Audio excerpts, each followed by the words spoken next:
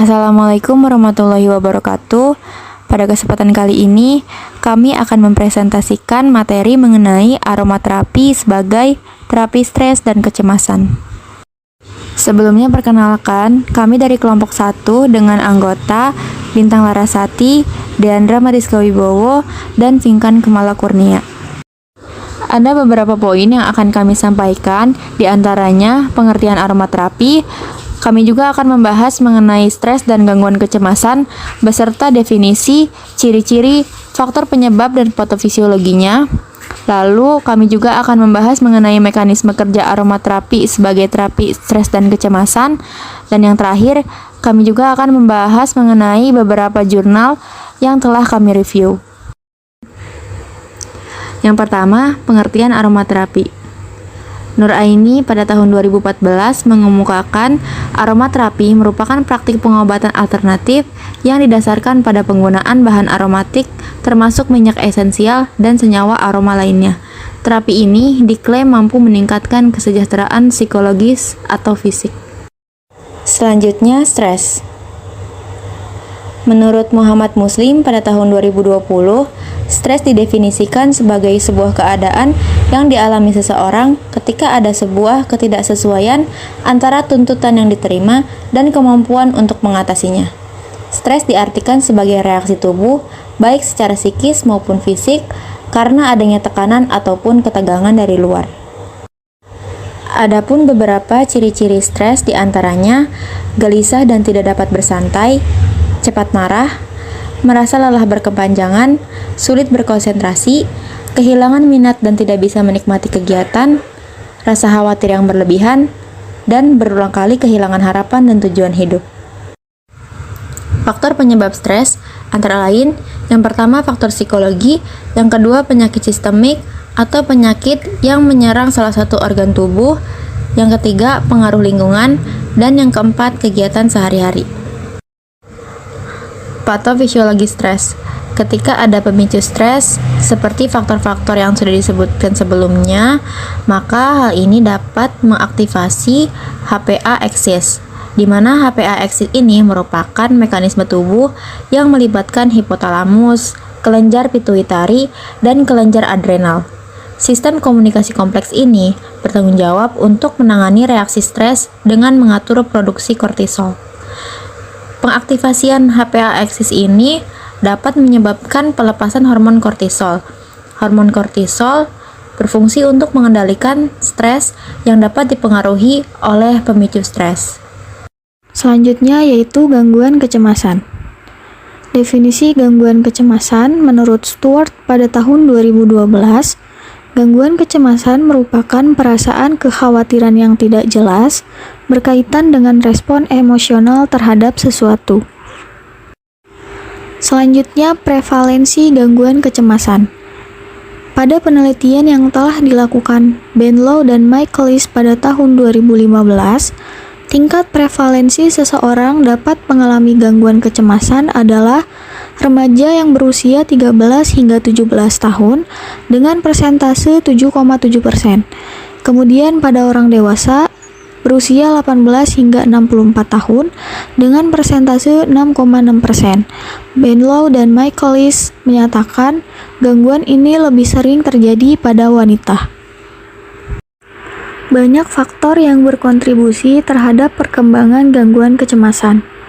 Menurut Meng dan RC pada tahun 2012, faktor resiko tersebut meliputi riwayat keluarga, kejadian yang menegangkan, khawatir yang berlebihan, overprotective, wanita yang tidak menikah atau tidak bekerja, serta kesehatan fisik atau mental yang buruk. Gejala gangguan kecemasan. Beberapa gejala yang dialami oleh seseorang yang mengalami gangguan kecemasan diantaranya insomnia, gelisah, keringat dingin, selalu merasa lelah, merasa takut, dan sulit berkonsentrasi. Selanjutnya, patofisiologi gangguan kecemasan. Gejala atau respon yang ditimbulkan dari gangguan kecemasan diatur oleh sirkuit di dalam tubuh yaitu amigdala dan kortikostriatotalamokortikal. Ketika seseorang mengalami gangguan kecemasan, amigdala dan kortikostriatotalamokortikal akan mengalami overaktivasi. Akibatnya akan terjadi respon pada tubuh yaitu rasa takut dan rasa cemas. Mekanisme aromaterapi sebagai terapi stres dan kecemasan. Menurut Kennedy pada tahun 2018, aroma dari macam-macam aromaterapi yang digunakan akan membawa molekul ke dalam saraf hidung dan otak, di mana mereka merangsang reseptor bau dan berinteraksi dengan sistem saraf dan limbik tubuh. Sistem limbik adalah bagian yang dalam dan mendasar dari otak yang bertanggung jawab untuk mengendalikan emosi. Pada saat yang sama, partikel dari aromaterapi yang digunakan akan dikirim ke paru-paru setiap kali bernafas. Di sana, mereka akan memasuki aliran darah dan dibawa ke seluruh tubuh, di mana mereka bertindak langsung pada otak dan organ lainnya. Selanjutnya yaitu review jurnal. Kami akan menyampaikan informasi yang sudah kami dapatkan dari beberapa jurnal yang sudah kami review. Jurnal yang pertama berjudul Pengaruh Pemberian Aromaterapi Lavender terhadap tingkat stres dalam menjalani OSCE mahasiswa semester 6 angkatan 8 di Stike Suaka Insan Banjarmasin. Jurnal tersebut ditulis oleh Trinsia dan kawan-kawan pada tahun 2017. Populasi dan sampel pada penelitian ini adalah seluruh mahasiswa semester 6 angkatan 8 di Stike Suaka Insan Banjarmasin yang berjumlah 66 orang dengan jumlah sampel 14 orang responden. Hasil penelitiannya dapat dilihat pada dua tabel berikut ini. Terdapat tabel poin A dan tabel poin B. Tabel poin A berisi data tingkat kecemasan responden sebelum diberikan terapi, dan tabel poin B berisi data tingkat kecemasan responden sesudah diberikan terapi. Pada tabel tersebut menunjukkan bahwa seluruh responden dinyatakan mengalami tingkat stres sedang. Setelah dilakukan terapi dengan menggunakan teknik aromaterapi lavender, 13 orang responden mengalami penurunan tingkat stres menjadi ringan. Dengan itu, dapat disimpulkan bahwa terapi dengan menggunakan aromaterapi lavender memiliki pengaruh yang signifikan terhadap penurunan tingkat stres yang dirasakan oleh mahasiswa yang menjadi responden penelitian pada saat pelaksanaan OSCE.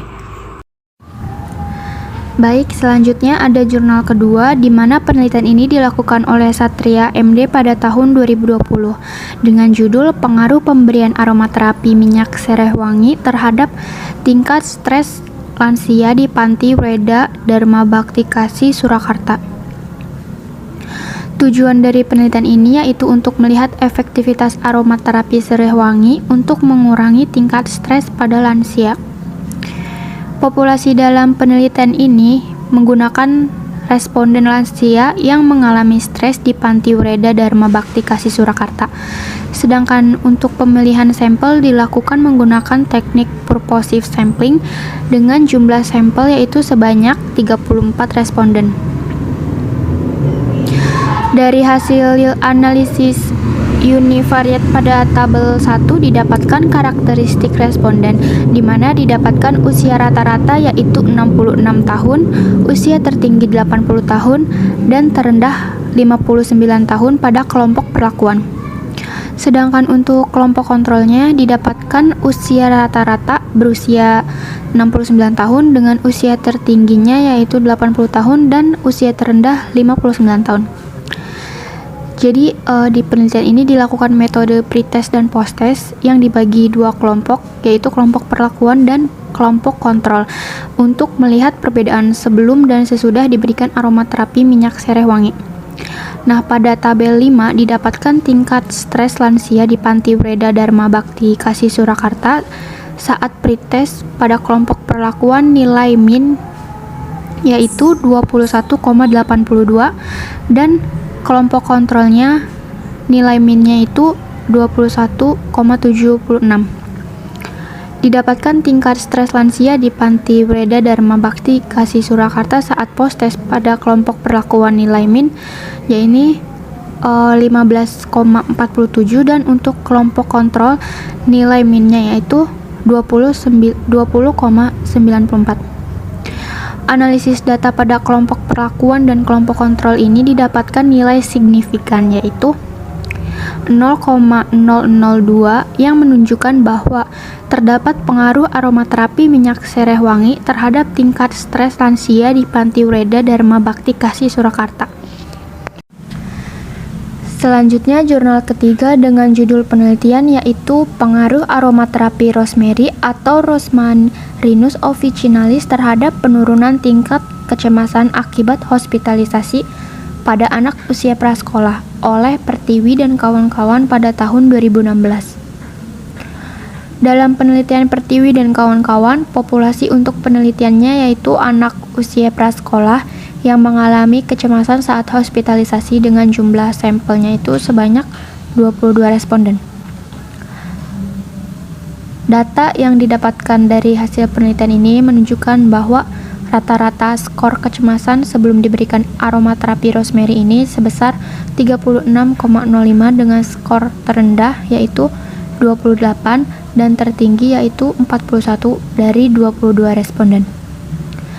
Adapun skor kecemasan setelah diberikan aromaterapi rosemary yang mengalami penurunan. Hal ini terlihat dari skor kecemasan yang berubah menjadi 25,45 dengan skor terendah yaitu 13 dan skor tertingginya yaitu 37.